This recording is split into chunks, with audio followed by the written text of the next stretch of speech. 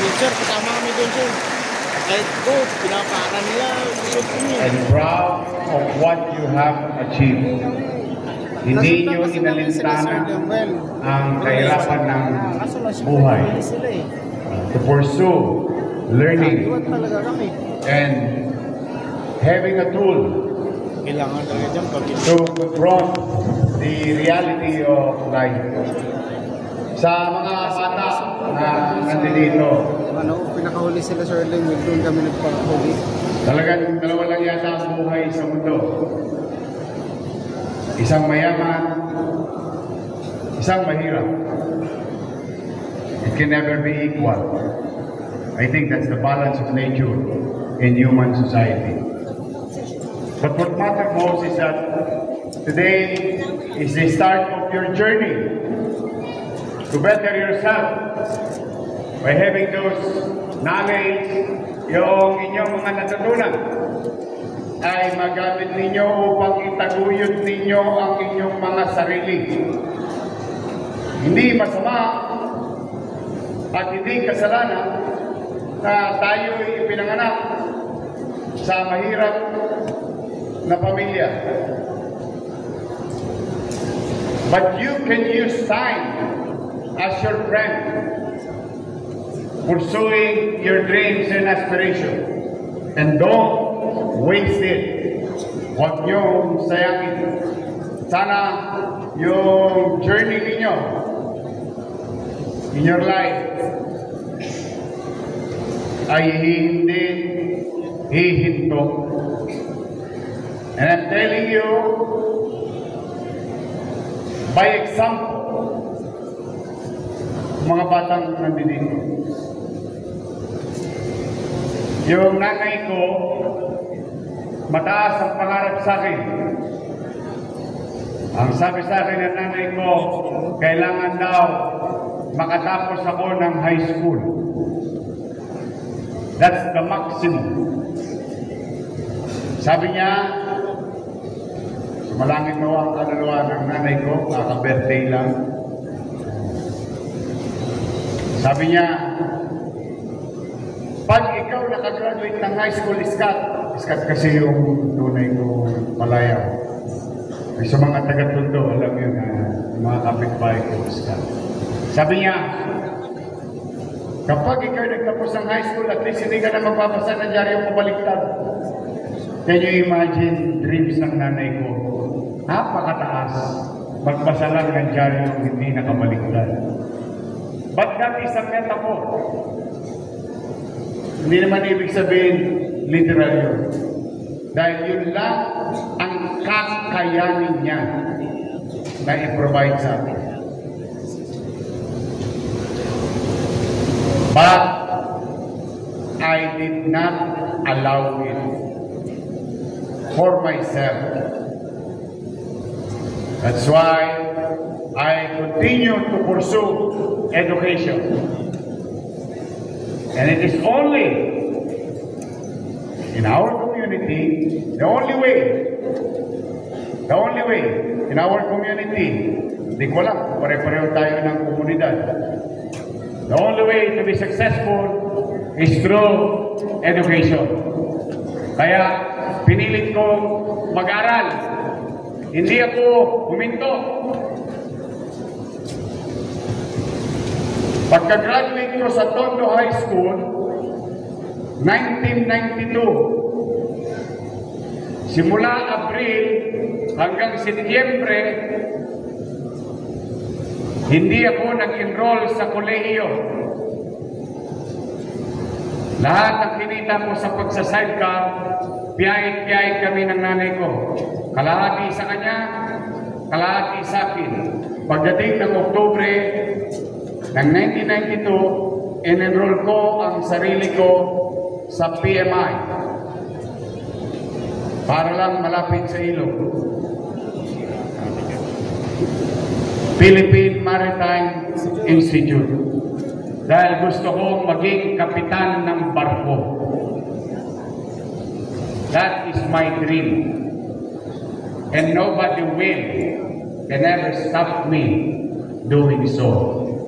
But God intervened January of 1993, chumichicha lang ako sa patay. Sa lamay, alam niyo naman ang lamay, pag may pera, dinadayo yan eh. May sunny orange, may liver spread. Diba? Pag mahirap, peckups lang eh.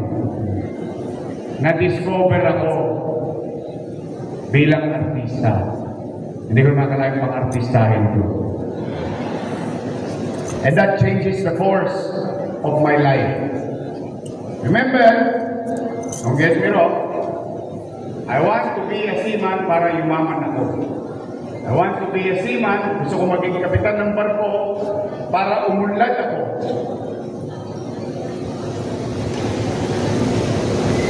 And the only way to achieve it is through education. Nothing more, nothing less. There's no other way but through education. But again, pinalan ako makapag-artista at umangat ang buhay. Noong mag-konsehal ako, pero mga taga-tondo rito, District 1. Yan, District 1. Yan, mga District 1. Noong mag-konsehal ako, 23 anyos. Why? In my own little way, I want to give back to my community. Siyempre, namantikaan na yung labi ko. Sarap buhay na. Panyang-ganyang ka lang. May chappy ka na. So, I really wanted to serve. Pero nakutya ako after kong manalo. Salamat sa mga taga-Tondo. Kahit high school finish ako, binoto nila ako kutya.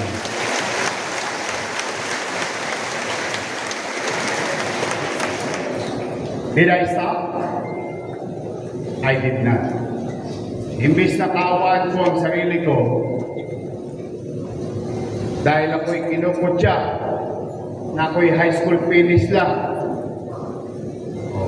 eh gusto ko silang matigil. Yung mga politikong yun, what's the way?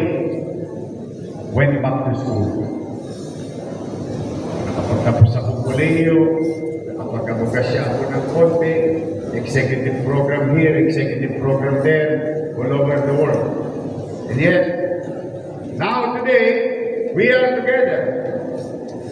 Maybe some of you will be in the same situation that I have. Kaya sa mga bata na nandito, pag kayo susuko, sino mag-aakala? Sidecar boy, basurero, pwedeng maging mayor ng Maynila.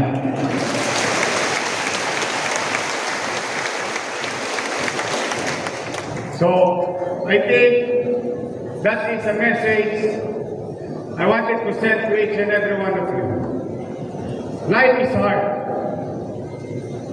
Wala naman yata madaling buhay. Yung mayaman nga, namang problema eh. Alam niyo, problema ng mayaman? Paano gumastos? They have a good problem. But there is no easy life. That's why mga bata, madadapa kayo ulit. Madadapa kayo ulit. May katiyakan yun. Pero don't count on those failures. Ang mahalaga, sa bawat pagkakadapa mo, bumabangon ka. At hindi ka napipigilan ni naman.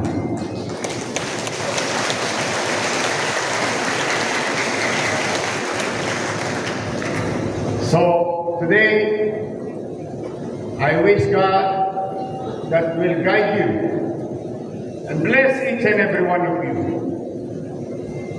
of blessings and opportunity. At sana mapagtagumpayan ninyo ang inyong mga pangarap sa buhay. Huwag nyo lang susukuan. And today, sa lahat ng graduates, can you please stand up?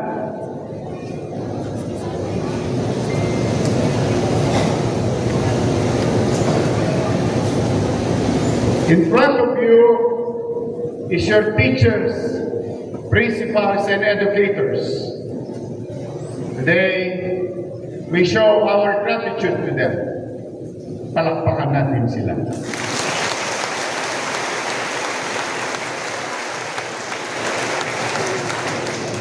at harapin natin ang ating mga magulang.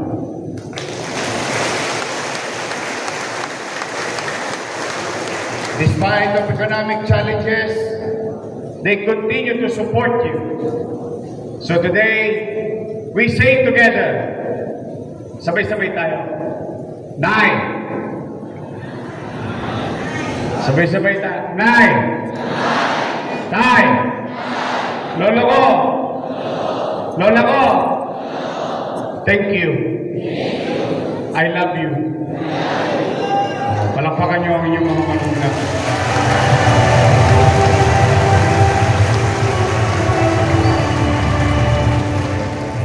Maupo na kayo.